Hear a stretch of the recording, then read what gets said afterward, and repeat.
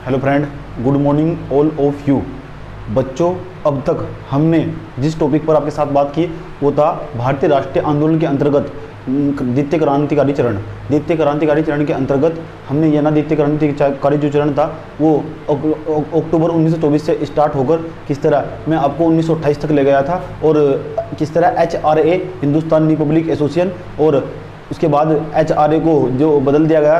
HRA का जब निर्माण हुआ था, HRA की जो स्थापना हुई थी कानपुर में, उसके बाद उसे बदल दिया गया HSRA में, हिंदुस्तान सोशलिस्ट रिपब्लिक एसोसिएशन में बदल दिया गया, और उसकी जो स्थापना की चंद्रशेखर आज़ाद के द्वारा की गई। चंद्रशेखर आज़ाद के द्वारा इस संगठन के द्वारा HSRA के संगठन के द्वारा है ना कुछ प्रमुख घटनाओं को अंजाम दिया गया। वे उन घटनाओं की हम चर्चाएँ कर रहे थे। उसमें से एक प्रमुख घटना थी हमारी जिस पर हम आज आपके साथ बात करना चाह रहे हैं, वो थी सैंडर्स की हत्या। अगर आपने पिछला वीडियो नहीं देखा तो रिक्वेस्ट रहता है मेरा, बारी बारी से वीडियो देखेंगे तो और अच्छा समझ में आएगा। मैं ऐसा मानता हूँ, बारी बारी से वीडियो देखे जाएंगे हिस्ट्री के तो और अच्छा समझ में आएगा। मैंने मॉडर्न हिस्ट्री पूरा कराने का वादा किया है, अपने वादे के मुताबिक मैं चल रहा हूँ, है ना। और आप लगातार मेरी वीडियो देखते जाएंगे, बारी बारी से वीडियो देखिए और बहुत ही ध्यानपूर्वक देखिए वीडियो को, बहुत ही ध्यानपूर्वक, और समझने की कोशिश कीजिए, है ना। समझने वाला कहीं से भी समझ सकता है। कहते हैं जिसको पढ़ना होता है वो सरकारी स्कूल में पढ़ सकता है, जिसको नहीं पढ़ना आप उसे कितने भी महान को स्कूल में भेजिए, वो वहाँ भी नहीं पढ़ने वाला, समझे। तो अगर आपको पढ़ना होगा तो सीमित संसाधनों के माध्यम से आपको समझाने की कोशिश की जा रही है, तो आप इसे समझने की कोशिश करेंगे। जो टॉपिक मैं आपको समझा रहा हूँ, है ना, जो मेरी मेहनत है वो जाया नहीं जानी चाहिए, है ना, वो बेकार नहीं जानी चाहिए। आप मेरे साथ लगातार मेहनत करते रहेंगे और मैं भी आपके साथ लगातार मेहनत करता जाऊँगा, और आप जितने मैं आपको समझा रहा हूँ इसका लगातार नोट्स बनाते जाएंगे। मैं आए दिन कुछ घटनाओं की चर्चाएं कर रहा हूँ। आज मैं द्वितीय क्रांतिकारी जो चरण होगा उसे लगभग समाप्ति की ओर, है ना, उसे संबंधित कुछ घटनाओं की चर्चा करके उसे समाप्ति की ओर लेकर जाएंगे। आज हम आपके साथ जिस पर बात करना चाह रहे हैं तो काफ़ी मैंने बनाई सैंडर्स की हत्या। सैंडर्स की हत्या, सैंडर्स कौन था ये पिछले वीडियो में बताया गया था कि सैंडर्स कौन था। सैंडर्स की हत्या, सैंडर्स की हत्या। अब आज आपको बताएंगे कि सैंडर्स की हत्या किसके द्वारा की गई थी। तो जो सैंडर्स था उसकी हत्या, यानी जो हमारा HSRA था, हिंदुस्तान सोशलिस्ट रिपब्लिक एसोसिएशन था, उस एक संगठन था, है ना, एक संगठन था। इस संगठन के द्वारा किसकी हत्या की गई थी? सैंडर्स की हत्या की गई थी। ये सैंडर्स कौन था? ये सैंडर्स वो था जिसने लाला लाजपत राय की पिटाई की थी और उसके द्वारा लाला लाजपत राय की मृत्यु कर दी गई थी। तो लाला लाजपत राय की मृत्यु, HSRA ने लाला लाजपत राय एक उग्रवादी नेता थे, पंजाब के रहने वाले थे। उनका बदला लेने के लिए जो सैंडर्स की हत्या कर दी गई थी सुखदेव, राजगुरु और चंद्रशेखर आज़ाद के द्वारा, है ना, उसे बोलते सैंडर्स की हत्या। हालांकि सैंडर्स की हत्या के अंजाम में भगत सिंह को फांसी की सज़ा सुनाई गई थी। सैंडर्स की हत्या के सैंडर्स की जो हत्या की गई थी, सैंडर्स की हत्या के विरुद्ध जो भगत सिंह थे उसे फांसी की सज़ा सुनाई गई थी। आइए आपको इसकी चर्चाएँ करते हैं। तो सैंडर्स की हत्या नहीं बनाइए, इसमें एक लाइन लिखिए, सैंडर्स की हत्या की गई थी 17 दिसंबर 1928 को 17 दिसंबर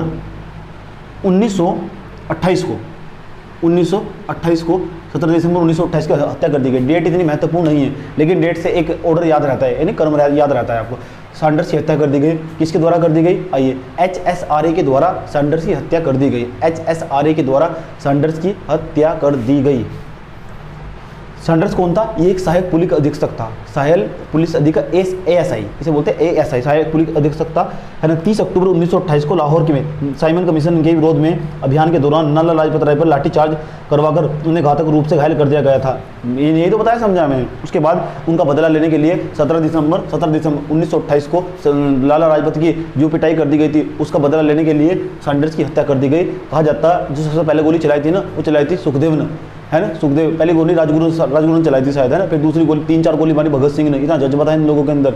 और उसके बाद मारने के बाद सीधा डायरेक्ट, आतंकवादी नहीं थे, सीधा डायरेक्ट पोस्टर लगाते थे, ले हमने किया, सीधा शूट अटैक हमने किया है। HSRA कबूल करते थे सर कि हमने किया। इतना खौफ पैदा कर दिया था क्रांतिकारियों, कहा जाता है क्रांतिकारियों ने अंग्रेजों के अंदर इतना खौफ पैदा कर दिया था कि जब अंग्रेजों के अंदर खौफ उत्पन्न होना स्टार्ट हो जाएगा तो फिर क्या होगा, खौफ पैदा होना स्टार्ट हो जाएगा तो लोग जागृत होने स्टार्ट हो जाएंगे। और जैसे जैसे लोग जागृत होंगे तो याद रखना आंदोलन उतना ही तीव्र होता चला जाएगा जब तक जन सहभागिता नहीं बढ़नेगी।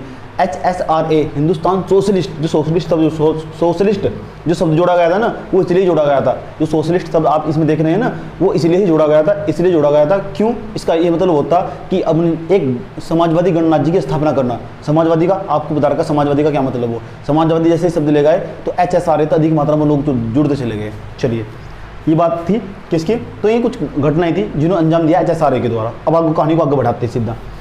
ये तो 28 का मामला था। अब एक साल आगे ले चलते हैं आपको क्या हुआ। यानी HSRA के द्वारा एक घटना को और अंजाम दिया गया। उस घटना को जिस नाम से जानते हैं ना, उसे कहते हैं सेंट्रल बम असेंबली कांड। सेंट्रल बम असेंबली कांड आइए जानते हैं। हेडिंग बनाइए, सेंट्रल लेजिस्लेटिव असेंबली कांड। Central central central legislative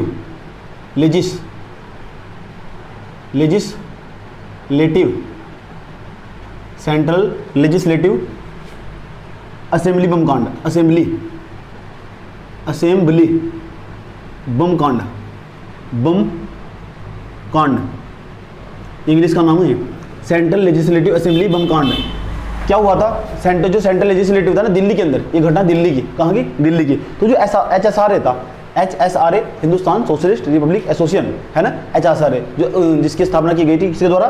Chandrashekhar Azad के द्वारा। अच्छा, कहाँ की गई थी? दिल्ली के अंदर की गई थी। फिरोज शाह कोटला मैदान में। ये तो कल बताया था हमने, कब की गई थी? 10 सितंबर 1928 को।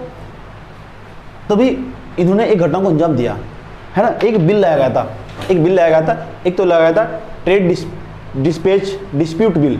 एक दूसरा बिल लाया गया था। अंग्रेजी सरकार के द्वारा कुछ कानून बनाए गए थे, उन कानूनों का विरोध करने के लिए है ना। वे भारतीय लोगों की बातें नहीं सुन रहे थे, तो दो कानून बनाए गए थे है ना। दो कानून कौन से थे? एक तो पब्लिक सेफ्टी एक्ट था, हिंदी में बताते हैं क्या कहते हैं, हिंदी में कहते हैं सार्वजनिक सुरक्षा विधेयक, public safety act, public safety bill कहते हैं, या पब्लिक सेफ्टी एक्ट यानी बिल लाया गया संसद के अंदर। संसद कहाँ से? दिल्ली के अंदर। उसके बाद एक और बिल लाया गया था, व्यापार विवाद विधेयक, इसे बोलते हैं व्यापार ट्रेड डिस्प्यूट बिल। दो बिल लाए गए, इनका विरोध कर रहे थे भारतीय लोग। जैसे भारतीय लोग बात कर रहे थे तो ये सुने ही ना। तो क्या किया? तो जो सुखदेव, राजगुरु और चंद्रशेखर आजाद ने क्या किया? सेंट्रल असेंबली के अंदर जाकर खोफ पैदा करने के लिए, केवल खोफ पैदा करने के लिए, इतना जज्बा था इनके अंदर, केवल खोफ पैदा करने के लिए उसके सेंट्रल असेंबली के अंदर, सेंट्रल असेंबली का मतलब जहाँ वो कार्रवाई चल रही थी, जहाँ बिल पर चर्चा होती थी, जैसे दिल्ली के अंदर आज जो संसद है ना उसके अंदर जाकर सेंट्रल असेंबली के अंदर, सेंट्रल असेंबली सुनते हो, केंद्रीय जो सभा होती है, जहाँ केंद्रीय सभा होती है, उसके अंदर जाकर बम फेंक दिया। जैसे एक होल होता नहीं मोबाइल, जो आप जाते हैं इंटरटेनमेंट में जाते हैं, आप पेंटागन में जाते होंगे, या उसके अंदर एक होल हो, तो ऊपर से जाकर नीचे कार्रवाई चल रही थी, ऊपर से जाकर बम फेंक दिया, और बम ऐसी जगह मारा जहाँ सिर्फ जिसकी आवाज़ आवे। वे चाहते तो काफ़ी लोगों को उड़ा सकते थे, लेकिन नहीं, उन्होंने मारा केवल खौफ पैदा करने के, उनका एक मकसद था। और ऐसे नहीं है मार का भाग्य नहीं। उसके बाद पहली तरफ खड़े साइड में जो खड़े हुए थे, वे कौन थे? वे खड़े हुए थे सुखदेव, राजगुरु, सुखदेव थे। कौन थे इनके साथ थे? सुखदेव, बटू केशवर दत्त और भगत सिंह थे। बटू केशवर दत्त ने क्या किया? पर्चे फेंके, पर्चे साइड में। उन पर्चों पता क्या लिखा हुआ था? लाइन सुन पढ़कर सुनाता हूँ क्या लिखा हुआ था। उन पर्चे पर लिखा हुआ था, बहरों को सुनने के लिए बमों की आवश्यकता है।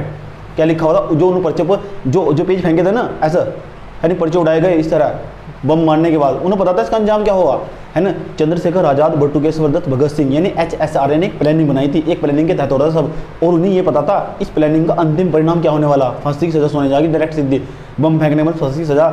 इसलिए उन्होंने यूँ कहा था, चंद्रशेखर आजाद ने कहा कि मैं जाऊँगा। अलग अलग नेता आए, बड़े बड़े नेता इसके जो HSRA के थे, क्रांतिकारी संगठन के, उन्होंने कहा कि हम जाएंगे बम फेंकने, लेकिन भगत सिंह ने कहा नहीं, तुम्हारे भी देश को ज़्यादा जरूरत है नहीं, हमें जाना चाहिए। तो फिर क्या किया?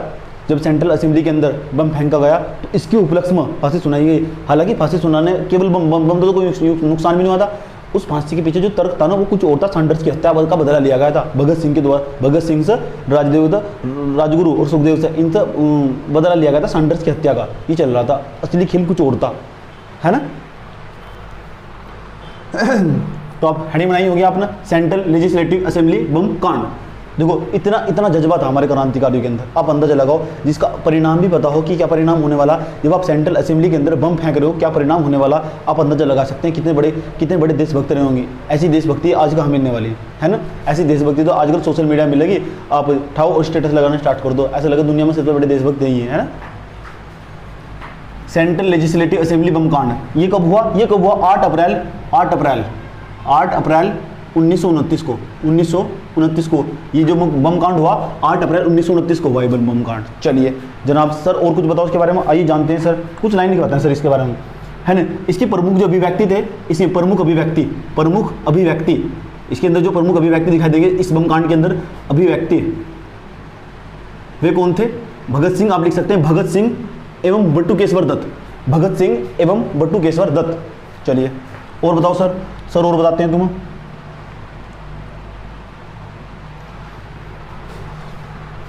कुछ लाइन पढ़ के सुनाता हूँ। हाँ, और ये जो सेंट्रल लेजिस्लेटिव असेंबली बम कांड ये क्यों किया गया था? इनके द्वारा इसलिए किया गया था कि संसद के अंदर 2 बिल लाए गए थे। एक तो हमारा सार्वजनिक, क्या नाम था इसका हिंदी में? सार्वजनिक सुरक्षा विधेयक। सार्वजनिक इनका नाम पूछा जाएगा पेपर में, सार्वजनिक सुरक्षा विधेयक। विधेयक का मतलब होता कानून बाद में बन जाता है, इसे बोलते हैं पब्लिक सेफ्टी बिल। है था पब्लिक के संपर्क में ही, लेकिन उनका मानना था कि तुम कौन है? हमारे देश के संसाधन नियंत्रण करने वाले, बिल हम बनाए, देश हमारा, वस्तुएं हमारी, संसाधन हमारे, तुम कौन हो भारत से नियंत्रण करने वाले, रेगुलेट करने वाले? क्रांतिकारियों का मानना था हमको स्वायत्तता दी जाए, और वो भी डायरेक्ट दी जाए स्वायत्तता, प्रत्यक्ष रूप तक। लेकिन महात्मा गांधी का जो ट्रेंड था कुछ और था। महात्मा, इसलिए इनका दोनों की, वे अहिंसात्मक रूप से थे, ये हिंसात्मक रूप से थे, इन्हें चाहिए थी डायरेक्ट आज़ादी, ये काम था इनका। पब्लिक सुरक्षा विधेयक, इसे कहते हैं पब्लिक सेफ्टी बिल। नंबर 2 जो दूसरा बिल लाया गया, जो दूसरा बिल था वो कौन सा था? दूसरा जो बिल था हमारा वो था व्यापार विवाद विधेयक। व्यापार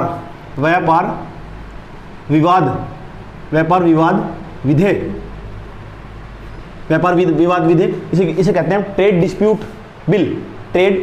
बिल। व्यापार विवाद विधेयक कि कहाँ व्यापार करना, कहाँ व्यापार नहीं करना, कि कच्चा माल कितना भेजना, कितना नहीं भेजना, कहाँ व्यापार करना चाहिए भारत को, कहाँ नहीं करना चाहिए, इसके लिए एक बिल लाया गया। बताओ, संसाधन हमारे, नियंत्रण हमारे, कृषि हमारे लोग मेहनत कर रहे, कच्चा माल यहाँ पैदा हो रहा, तुम उठाओ बाहर लेके जाओ, मैन्युफैक्चरिंग ला के फिर भारत में बेच दो, है ना। कितना फायदा कमा रहे हो तुम लोग,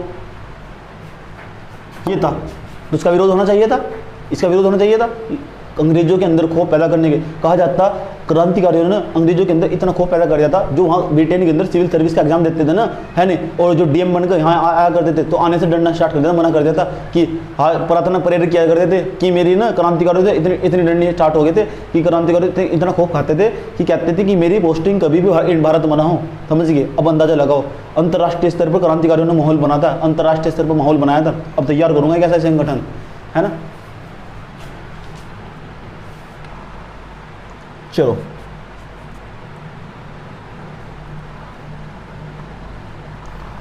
उसके बाद क्या हुआ? तो इसे भगत सिंह और बटुकेश्वर दत्त को ना गिरफ्तार कर लिया गया, और इसके उपलक्ष्य में उन पर एक मुकदमा चलाया गया, और वो मुकदमा चलता रहा लास्ट तक। बाद में जाकर फांसी हुई ना, बाद में बताऊंगा बाद में। चलिए बात करते हैं अब एक और था,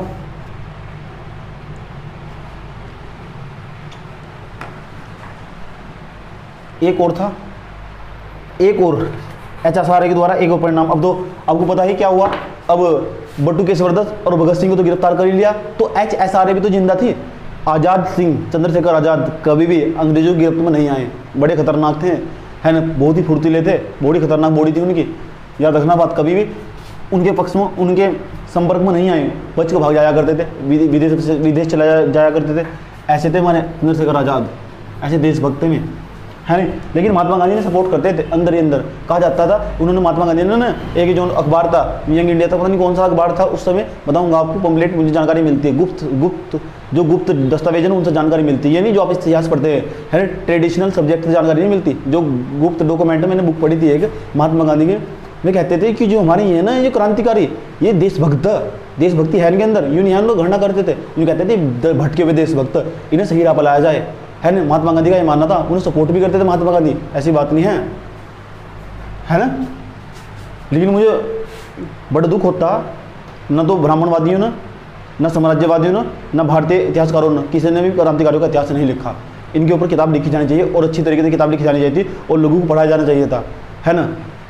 इनके साथ विचारों को भेदभाव हुआ। अच्छे देशभक्त तो यही थे, असली देशभक्ति तो इनके अंदर दिखाई देगी, है ना। जिन्होंने अपनी जान गंवा दी, उन्होंने कहीं अपनी जान गंवाई, अपनी जान थोड़ा ही गंवाई उन्होंने, संवैधानिक तरीके मंगवाते रहे अपने, है ना। असली देशभक्त तो ये थे। संघर्ष किया था। चलो एक और कांड हुआ, है ना, एक और मुकदमा चला गया, लाहौर षड्यंत्र मुकदमा, हेडिंग बनाएंगे हम, लाहौर षड्यंत्र, लाहौर षड्यंत्र मुकदमा, लाहौर षड्यंत्र मुकदमा। उसके बाद 1929 में चला गया, ये चला गया 1929 में, 1929 ईस्वी में। आइए इसी कुछ घटनाएं बताते हैं क्या था इसके बारे में, है ना।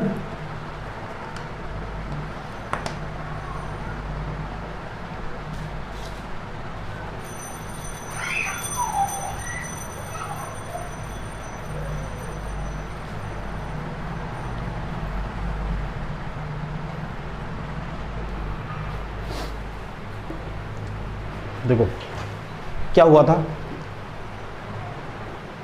जो बटुकेश्वर दत्त थे, है ना, और हमारे ये थे भगत सिंह, बटुकेश्वर दत्त थे, भगत सिंह जी थे हमारे, तो इन्हें तो गिरफ्तार कर लिया गया था, है ना, गिरफ्तार कर लिया गया था। तो जो HSRA था ना, उसका जो लेवल था धीरे धीरे घटता चला जा रहा था। सारे क्रांतिकारी तो गिरफ्तार कर लिए गए थे, कुछ अलग हो गए थे क्रांतिकारी, यानी धीरे धीरे कहीं ना कहीं समाप्ति की ओर दिखाई दे रही थी।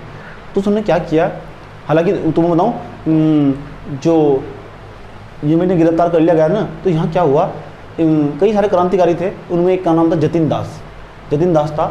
तो उन्होंने क्या किया, इन्हें अच्छा खाना नहीं मिलता था, जेल के अंदर अच्छा खाना नहीं मिलता था। भगत सिंह हो, बटुकेश्वर दत्त हो, बहुत सारे क्रांतिकारी थे, अच्छा खाना नहीं देते थे, ऐसे 3-3 दिन का खाना, एक रोटी देना, ऐसे क्या करते थे, बड़ा अधिक मात्रा में भेदभाव था, है ना, बहुत बुरा मतलब अच्छा नहीं आता, माहौल वहाँ का जो था वो अच्छा नहीं आता। तो उन्होंने क्या किया, ये सारे के सारे जो अंदर क्रांतिकारी थे, इन्होंने क्या किया, जेल के अंदर ही भूख हड़ताल पर बैठ गए, और 64 दिन तक बैठते रहे, खाना तो कम खाते थे, 64 दिन तक बैठे हुए।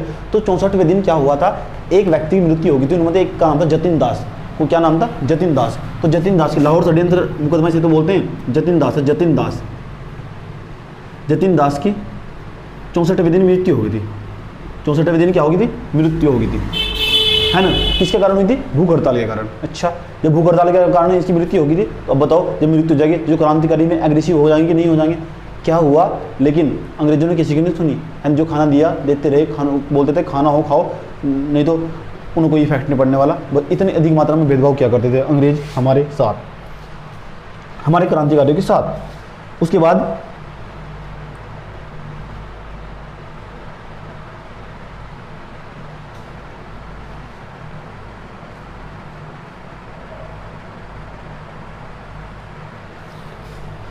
तो क्या हुआ,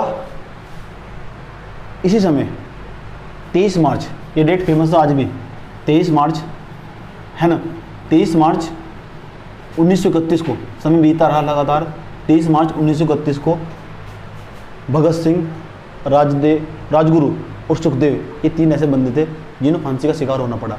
किसके, लाहौर षड्यंत्र मुकदमे के अंतर्गत, यानी मुकदमा हार गए, है ना, हालांकि, लेकिन महात्मा गांधी पर इल्ज़ाम लगाते हैं लोग कि उन्होंने इन्हें बचाने की कोशिश नहीं की थी, जब मैं महात्मा गांधी के बारे में समझाऊंगा ना आपको, तो बताऊंगा महात्मा गांधी गुप्त दस्तावेज़ जानकारी मिलती है, महात्मा गांधी ने बचाने की कोशिश की थी, एक बार मांग की थी, है ना, लेकिन वे भी मजबूर थे महात्मा गांधी, समझे। महात्मा गांधी चाहते थे, लोग यहाँ का आलोचना करते हैं, है ना, कुछ लोग इतिहासकार आलोचना करते हैं, तो महात्मा गांधी चाहते तो इन्हें फांसी से बचाया जा सकता था, है ना, ये भी तो एक प्रकार के देशभक्ति थे, इन्हें बचाया जा सकता था। आरोप लगाते हैं महात्मा गांधी की राजनीति पर, आरोप लगाते हैं कुछ इतिहासकार और लोग भी यहाँ के आसपास के, है ना, आरोप लगाते। तो ये भगत सिंह, सुखदेव और राजगुरु की फांसी, और जब जैसे इन्हें 23 मार्च 1931 को फांसी दी गई, हालांकि फांसी की घोषणा कर दी गई थी एक दिन बाद, लेकिन क्या किया, इनके साथ धोखा किया, एक दिन पहले फांसी दे दी गई, एक ही दिन पहले फांसी दे दी गई, कहा गया, सब दुनिया को बताया गया फांसी अगले दिन होगी, एक दिन पहले फांसी गई।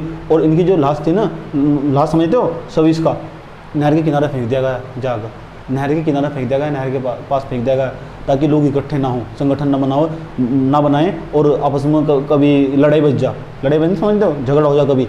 इनकी जो लाश थी, है ना, वो नहर के किनारे लगा दी गई थी, नहर के साइड में, रात नालों को निकाल कर, ऐसे इतना भेदभाव हुआ था, है ना, बहुत दूर दूर तक।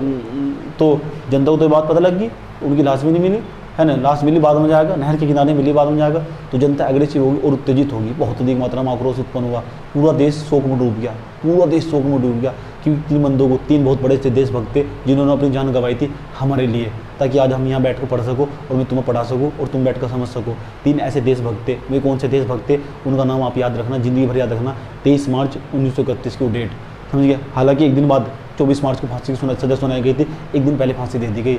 इतने बेकार थे अंग्रेज, समझे। लेकिन जब उन्हें फांसी सुनाई जा रही थी ना, तो उनके मुंह से एक ही आवाज़ निकल रही थी। फांसी सुनाई जा रही थी, उन्हें पता था आज फांसी होने वाली है ना, एक दिन पहले ही, है ना। तो उनके मुंह से एक ही आवाज़ निकल रही थी। ये बताइए क्या उनके कुछ शब्द थे, कुछ गाना गा रहे थे तीनों देशभक्त। आइए बताता हूँ, आप इसे नोट भी कर सकते हैं क्या क्या गाना गा रहे थे। दिल से निकलेगी न मरकर भी वतन की उल्फत, दिल से निकलेगी न मरकर भी वतन की उल्फत, मेरी मिट्टी से भी खुशबू वतन आएगी, मेरी मिट्टी से भी खुशबू वतन आएगी। और आज देख लो, लोग सब उनकी बात करते नहीं करते हैं, है ना। दोबारा सुनो, दिल से निकलेगी न मरकर भी वतन की उपलब्ध। कहा जाता है, कहते हैं मरने के बाद भी दिल से वतन की उल्फत नहीं निकलने वाली, वतन की उल्फत नहीं निकलने वाली। मेरी मिट्टी से भी खुशबू ए वतन आएगी, कि जो हमारे यहाँ की मिट्टी ना, उसके अंदर से भी खुशबू ए वतन आएगी, उस, है ना, हमारे यहाँ की मिट्टी से भी खुशबू ए वतन आएगी।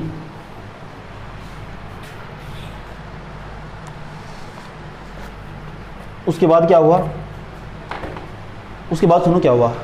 उसके बाद HSRA की कमर टूट गई पूरी तरह। HSRA था हिंदुस्तान सोशलिस्ट रिपब्लिक एसोसिएशन, उसमें उन्होंने मतलब मेरे में आया था तुम, चंद्रशेखर आज़ाद और यशपाल जी थे। उन्हें क्या किया गया था, उन्होंने, यशपाल जी थे एक, ये भी क्रांतिकारी थे। इन्होंने क्या किया, जो हमारे क्रांतिकारी थे ना, इन्हें बचाने के लिए एक प्लानिंग में बनाई थी। हालांकि वो प्लानिंग असफल हुई, है ना। वो एक जो गांव, क्या नाम था उसका, चट्टगांव का नाम शायद है उसका, आइए जानते हैं उसका।